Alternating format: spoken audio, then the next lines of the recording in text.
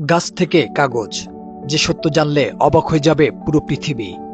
একবার চারপাশে তাকিয়ে দেখুন, আপনার হাতে থাকা খাতা, টেবিলের ওপর রাখা বই, খবরের কাগজ কিংবা অফিসের গুরুত্বপূর্ণ নথি, সবকিছুর পেছনে লুকিয়ে আছে এক অবিশ্বাস্য গল্প।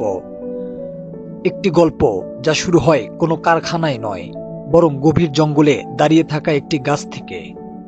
হ্যাঁ, ঠিকই শুনেছেন, আজকে যে কাগজে আপনি লিখছেন, এক সময় সেটি ছিল একটি জীবন্ত গাছ। কিন্তু কিভাবে কয়েক টন ওজনের একটি বিশাল গাছ রূপ নেয় পাতলা, নরম এবং সাদা কাগজে? চলুন আজ সেই অবিশ্বাস্য যাত্রার সাক্ষী হই। সবকিছুর শুরু হয় বন থেকে। দূর দূরান্তের বিশাল বনভূমিতে হাজার হাজার গাছ বিশেষভাবে চাষ করা হয় শুধুমাত্র কাগজ তৈরির জন্য। বছরের পর বছর ধরে বেড়ে ওঠা এই গাছগুলো একদিন বিশাল যন্ত্রের সামনে এসে দাঁড়ায়।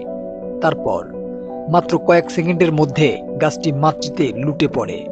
যে গাছটি হয়তো 10 বছর ধরে বড় হয়েছে, সেটি কেটে ফেলা হয় কয়েক মুহূর্তেই।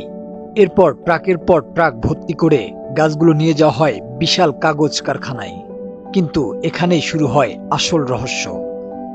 কারখানায় পৌঁছানোর পর প্রথমেই গাছের গায়ে শক্ত বাকলগুলো ছাড়িয়ে ফেলা হয়, কারণ কাগজ তৈরিতে এই অংশের কোনো প্রয়োজন নেই।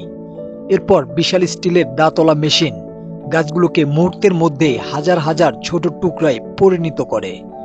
যে গাছটি কয়েক মিনিট আগেও ছিল অটুট, এখন তা শুধুই কাঠের ছোট ছোট চিপস। কিন্তু কাগজ তো এখনো অনেক দূরের ব্যাপার। এবার ঘটে আরো অবাক করা ঘটনা। এই কাঠের টুকরোগুলোকে ঢুকিয়ে দেওয়া হয় বিশাল চাপযুক্ত ট্যাঙ্কের ভেতর। তাপমাত্রা এত বেশি থাকে যে একজন মানুষ সেখানে কয়েক সেকেন্ডও টিকে থাকতে পারবে না। রাসায়নিক আর উত্তপ্ত বাম্পের মধ্যে ঘন্টার পর ঘন্টা সেদ্ধ হতে থাকে কাঠের টুকরোগুলো। ধীরে ধীরে কাঠের ভেতরের বন্ধন ভেঙে যায়, আর তখন বেরিয়ে আসে এক অদ্ভুত জিনিস, দেখতে অনেকটা ভেজা খিচুড়ির মতো। এটি হলো পাল্প। এই পাল্পই ভবিষ্যতে কাগজে পরিণত হবে। কিন্তু সমস্যা হলো, এর রং মোটেও সাদা নয়, বরং এটি দেখতে বাদামি এবং ময়লাযুক্ত। তাহলে আমরা যে ঝকঝকে সাদা কাগজ দেখি, সেটা আসে কোথা থেকে? এই প্রশ্নের উত্তর লুকিয়ে আছে পরবর্তী ধাপে। পাল্পকে বারবার ধোয়া হয়, ময়লা আলাদা করা হয়, বিশেষ রাসায়নিক দিয়ে ব্লিচ করা হয়। ধীরে ধীরে বাদামি রং হারিয়ে যেতে থাকে, আর একসময় সেটি পরিণত হয় উজ্জ্বল সাদা পাল্পে। এখনো কিন্তু কাগজ তৈরি হয়নি। এরপর আসে সবচেয়ে জাদুকরী অংশ। 1 টন পাল্পের সাথে মেশানো হয় হাজার হাজার লিটার পানি। সবকিছু মিশে যায় এক ধরনের তরল মিশ্রণে। এরপর সেই মিশ্রণকে ঢেলে দেওয়া হয় বিশাল চলন্ত জালের উপর। পানি নিচে ঝরে পড়তে থাকে, আর উপরে থেকে যায় ক্ষুদ্র ক্ষুদ্র সেলুলোজ ফাইবার। এই ফাইবারগুলো একে অপরকে আঁকড়ে ধরে। ধীরে ধীরে তৈরি হতে থাকে একটি পাতলা স্তর। আর ঠিক সেই মুহূর্তেই জন্ম নেয় কাগজের প্রথম রূপ। এ যেন এক অবিশ্বাস্য ব্যাপার।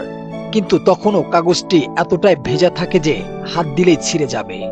তাই এটিকে পাঠানো হয় বিশাল রোলারের ভেতর।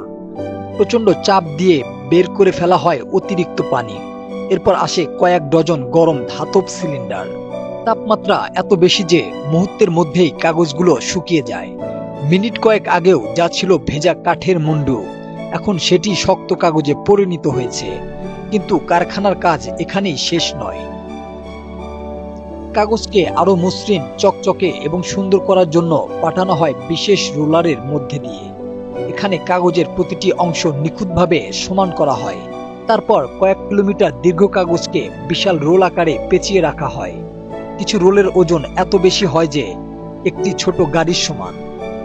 ভাবতে পারছেন, একটি গাছ যা একসময় বনের মধ্যে দাঁড়িয়ে ছিল, আর সেটি হাজার হাজার বইয়ের পৃষ্ঠা, স্কুলের খাতা, সংবাদপত্র কিংবা আপনার হাতে থাকা সাদা কাগজে পরিণত হয়েছে। প্রতিদিনই পৃথিবীতে কোটি কোটি কাগজ তৈরি হয়, আর সেই কাগজের পেছনে লুকিয়ে থাকে একটি দীর্ঘ যাত্রা।